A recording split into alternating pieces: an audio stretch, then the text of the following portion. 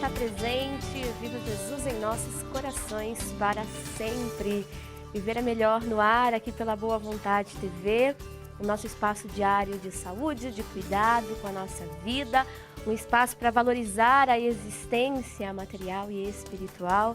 E é por isso que mais um dia hoje estaremos juntos para celebrar a vida, para cuidar da nossa existência e para compreender como esses assuntos do cotidiano fazem com que a gente tenha mais consciência, que a gente tenha mais entendimento sobre os diferentes temas que abordamos todos os dias aqui.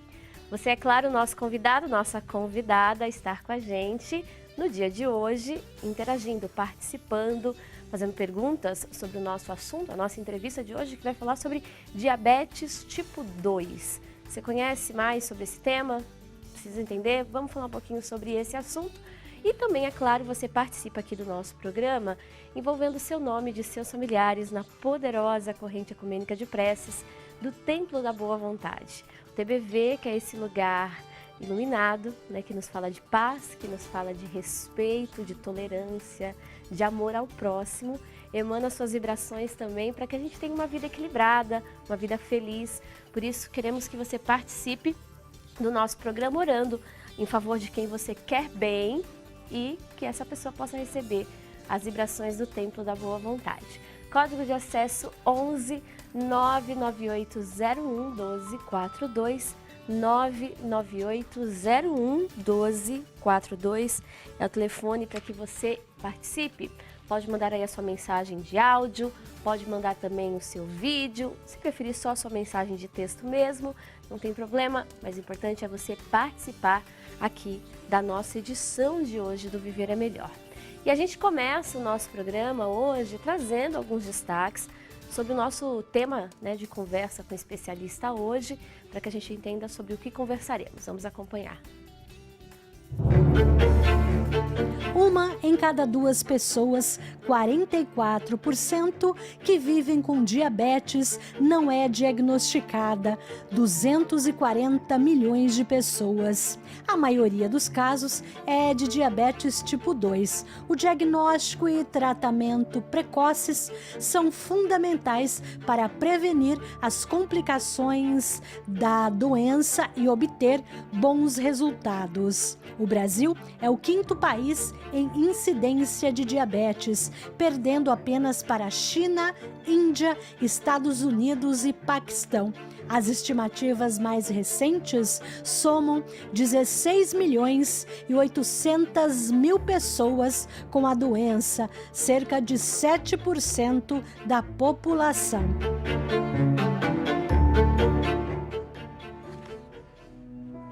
Vamos conversar um pouquinho sobre esse assunto e para conversar com a gente recebe via internet o professor doutor Fádulo Frais de Filho, endocrinologista, presidente da Associação Nacional de Atenção ao Diabetes. Vai nos ajudar a entender esse tema. Doutor Fádulo, muito obrigada pela presença do senhor aqui no nosso programa. Eu é que agradeço a possibilidade de estar conversando sobre esse assunto, essa doença que é muito importante. Talvez não, com toda certeza, a doença crônica mais importante no mundo, né? Vocês viram aí a quantidade de pessoas, são 542 milhões de pessoas no mundo, e o grande problema, como foi focado no início, é a situação de que praticamente 44%, até em alguns países, 50% das pessoas que têm diabetes não sabem que tem essa doença. É uma doença bioquímica que aumenta a glicose no sangue, né? E essa glicose no sangue aumentada por deficiência de ação da insulina com seu receptor, não entra na glicose dentro da célula. Esse é o tipo mais comum de diabetes. Para vocês entenderem melhor o que eu estou falando, imagine que você tem uma chave que é a insulina. A insulina é o hormônio que permite a entrada da glicose na célula. A glicose é para o nosso organismo como é o grande combustível, como gasolina para o carro. Ela vai circulando mas ela tem que ser injetada na célula, tem que ser permitida a sua injeção na célula para que essa célula possa aproveitar. E quem comanda essa entrada é a insulina. Porém, ela tem que ter uma chave. Imagina que essa chave a gente chama de receptor do hormônio insulina. No diabetes tipo 2, essa fechadura, chave e a fechadura não funcionam adequadamente. Então, a portinha que deveria abrir da célula para a entrada da glicose não faz de maneira efetiva, fazendo que sobre mais a glicose no sangue. Este é o diabetes tipo 2, e é uma doença genética, hereditária, transmitida pela família, né? E constitui, como eu já falei, 90% de todos os diabéticos no mundo todo. E aqui no Brasil, estima-se em torno de 16 milhões de pessoas que possuem a doença. Agora, os que têm e a gente não sabe, vamos dizer, põe aí mais metade, ou 44%, como foi falado, você chega aí a frações de 23 milhões de pessoas. E é muito, mas muito prevalente, muito incidente. Quer dizer, se você vê num grupo, faz um teste você mesmo, se tiver um grupo de pessoas, fala assim, olha, quem conhece ou tem diabetes na família, conhece um diabetes, levanta a mão. Você vai ver que 80% das pessoas vão levantar a mão. Eu faço isso nas minhas conferências, nas minhas reuniões, e é inacreditável, né? Sim. E o grande problema Pois não. Não, pode concluir, doutor. Pois não, Márcia. Se queria fazer alguma pergunta, pode fazer. Não, doutor, a gente está falando aqui sobre essa questão e o senhor mencionava o fator de influência genética no tipo 2, né? Mas existem questões que estão diretamente ligadas também ao estilo de vida, né? Ao agravamento da doença. Sim, essa sua observação é importante, porque, veja bem, o fato da pessoa ser geneticamente portadora do diabetes, que ela tem um gene para isso, não quer dizer que ela vai ser necessariamente abrir a essa doença. Então é muito comum você ver numa família 3, 4 irmãos, apenas 1 ou 2 tem. Né? Então existe o que a gente chama de fatores desencadeantes. Né? Então, veja bem, um dos fatores importantes que desencadeiam, faz com que o diabetes tipo 2 apareça, é a obesidade. Né? O excesso de peso é uma lente de aumento que faz com que essa doença apareça.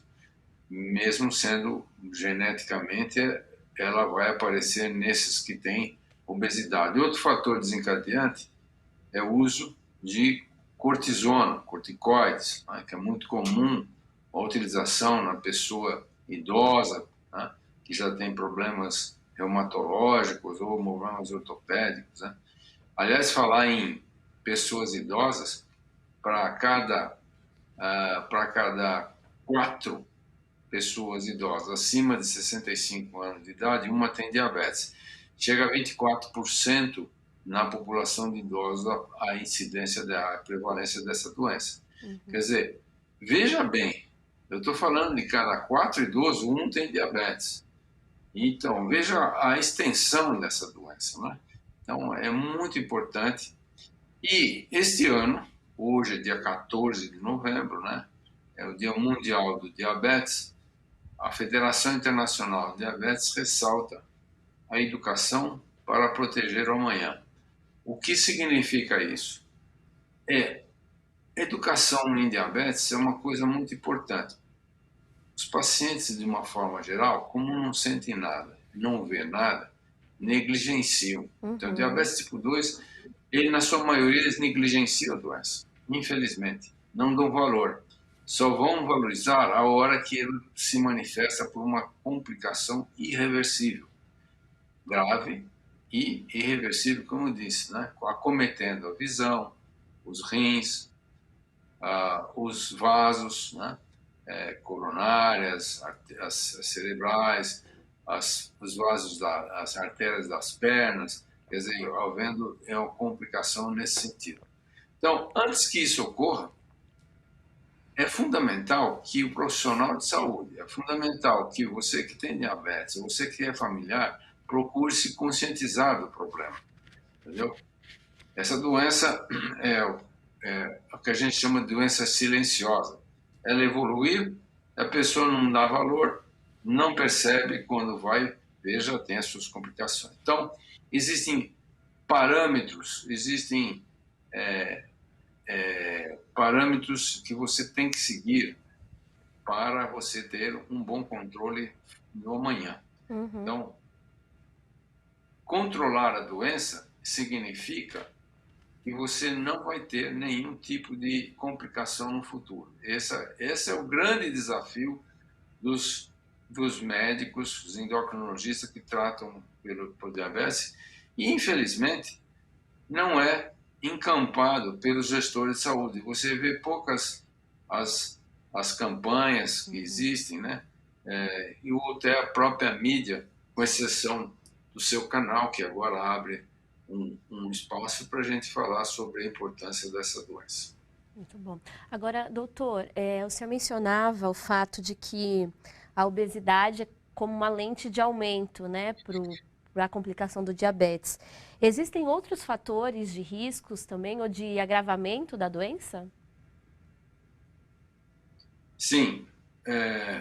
Fatores de risco que fazem aparecer o diabetes, nós citamos o uso de cortisona, os corticosteroides, o estresse, né? O estilo de vida moderno é um estilo que faz com que as coisas caminhem para o aumento da incidência, da que a gente chama de número de pessoas com diabetes, prevalência, número de pessoas que têm diabetes no mundo, né? Então, é o sedentarismo, é a alimentação incorreta, quer dizer, muito à base de carboidratos, quer dizer, massas, doces, né? Muitos tubérculos, quer dizer, batata, mandioca, enfim, muito carboidrato, né? E o sedentarismo também são fatores de risco para que desenvolva essa doença, entendeu? Muito bom. Agora, uma vez que a doença, em sua proporção, né, de forma tão significativa, ela ainda é vista como silenciosa, até pela quantidade de casos não diagnosticados, não identificados, a melhor forma de acompanhar é realmente manter os exames médicos em dia. Como que se diagnostica, como que se fecha o diagnóstico de diabetes tipo 2, doutor? O diagnóstico do diabetes tipo 2 é muito simples. 2 glicemias de jejum acima de 125 são um diagnóstico. Qualquer glicemia acima de 200 em qualquer horário, quer dizer, ao acaso, né? Então, por isso que os profissionais de saúde devem ter um glicosímetro nos seus consultórios. Não só os médicos, os nutricionistas, os dentistas, enfim, todo profissional de saúde deveria ter um glicosímetro. Qualquer hora que você está recebendo um paciente, você faz um teste acima de 200, você é diagnóstico, não precisa muita coisa a mais. E, infelizmente, viu, Márcia, o grande problema é que as pessoas não têm conscientização de fazer um cuidado maior da sua saúde. As mulheres, de uma forma geral, fazem seus check-ups anuais. Prevenção de câncer, em que o ginecologista acaba sendo um clínico geral, ele pede todos os exames. E aí aparece o diabetes de vez em quando, né? A pessoa não percebe, porque esta forma de diabetes escondido, que é o não diagnosticado, também chamado anteriormente de pré-diabetes, na verdade, não é pré-diabetes, ela é início da doença. Essa forma pode passar desapercebido nos irmãos, nos familiares de diabetes, por 3, 4, 5, 6 anos. Quando vai aumentar a glicemia e vai aparecer a doença, já tem uma doença, já tem uma complicação. Sim. Já perdeu parte da visão, já está com uma hipertensão, já está com problema no rim. Então, esse é o desafio. Você que tem um diabético na família, não deixe de fazer seus testes regularmente. Faça a sua glicemia, procure o seu endocrinologista para fazer um acompanhamento, né, para prevenir as complicações. E isso é interessantíssimo. Por quê? Nessa fase do diabetes, que a gente pode surpreender nessa fase inicial, a gente com tratamento, dieta, exercício, a gente consegue fazer com que haja uma reversão da doença. Então, eu posso falar em prevenção, posso falar em reversão. Né? Se você, evidentemente, deixa as coisas andarem, quando vai aparecer, nós teremos já aparecimento de complicação. Então, você que tem parente, faça seus exames periódicos. Né? E, é claro, um exame simples, que é a glicemia, você já pode ter diagnóstico. Agora, tem que saber uma coisa muito importante, em termos de exames de laboratório. Existe um exame que chama hemoglobina glicada A1C. O que é isso? Ele é uma fração da hemoglobina, viu, Márcia? A hemoglobina é a parte vermelha do sangue, né? E ela tem uma fração que, quando o açúcar aumenta, ela fica fica marcado o açúcar. Então, e como a vida média da hemácia é 90 dias, eu posso ter uma ideia de como aconteceu as coisas que aconteceram. Entendi. É muito interessante esse exame. E pautado nesses exames é que as diretrizes internacionais comentam que a gente tem que realmente manter essa hemoglobina glicada abaixo de 7%. Esse número 7% não foi inventado ao acaso. Esse número vem das pesquisas, as grandes pesquisas que mostraram que quando você trata o paciente diabetes, quando ele faz a dieta, faz exercício, e esta memória da glicemia dos últimos 90 dias é abaixo de 7%, ele não tem complicações. Veja que interessante. Sim. Então, a nossa meta de tratamento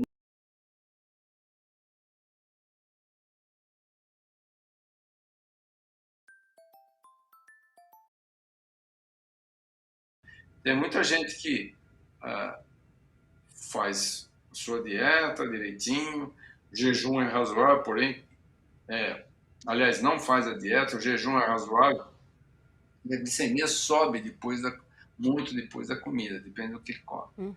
Então, isso vai marcar a hemoglobina glicada. Né? Então, essa é a meta que todos os pacientes e todos os profissionais devem seguir ou tentar atingir. Entendi. Doutor, existem sintomas que são percebidos ou se eles aparecem, a doença já está bastante avançada? É isso mesmo. Essa pergunta é muito interessante. Os sintomas, na verdade, no dia a dia, no transcorrer, a maioria dos pacientes não existe, né? Praticamente não tem. Eles começam a aparecer quando a glicemia começa a aumentar. Então, você pega glicemias acima de 200, de jejum, e vai crescendo, vai aumentando, 250, 300, aí vai aparecendo sintoma. A pessoa começa a tomar muita água, urinar muito, acordar à noite para urinar, em quantidade, não é só número de vezes, é em quantidade e também número de vezes, né? Veja bem, lembra que eu falei que a glicose é o combustível das células? Então, não está entrando combustível. O organismo liga a outra via de combustível, que é queimar as gorduras. Então, ele precisa de combustível. Aí queima gordura, a pessoa vai emagrecendo. Então, e come bastante, é interessante. Come bastante e emagrece, né? Então, tomar muita água, urinar muito, emagrecimento, enfim, aparecimento concomitante de infecções são sinais de descompensação do diabetes. Mas isso é numa minoria, é uma fase já adiantada. A maioria, infelizmente, caminha sem muitos sintomas. Por isso que a gente fala que é uma doença silenciosa. Entendi. Bom, A gente vai continuar conversando sobre esse assunto no próximo bloco. O professor Dr. Fádulo Frage Filho segue com a gente depois do intervalo para a gente falar um pouquinho mais sobre esse assunto. Se você tiver alguma dúvida, pode entrar em contato com a nossa produção.